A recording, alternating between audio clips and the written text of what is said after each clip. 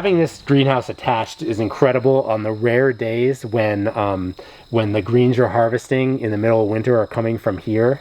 You're harvesting microgreens, some salad greens from here, and you, on a cold, sleeting winter day, you don't have to leave the building. That's hike up the hill. that's pretty amazing. It's very rare, but once in a while it'll happen.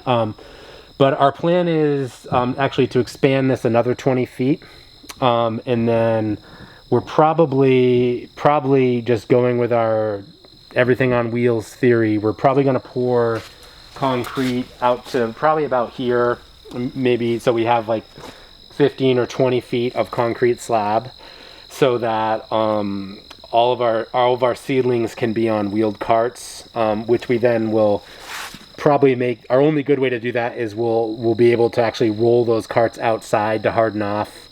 We'll make ramps kind of over through the roll up side, basically. And so that's kind of a goal for that, is to have more seedling growing space and carts on wheels, so when we get to hardening off time, we're not carrying back and forth. We don't do a lot of hardening off. We tend to plant stuff under row cover, but it'll be helpful for us to do that, to be able to wheel stuff in and out, and we're basically trying to eliminate this kind of carrying, which is hard on the shoulder joints over time, and we've done enough of it in our lives that we're trying to lessen it.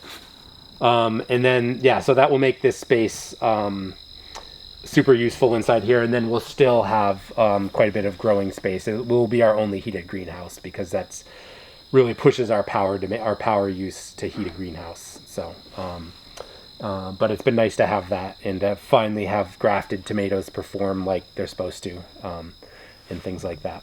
So, we got big plans for this building, but in the meantime, it's been growing a lot of food.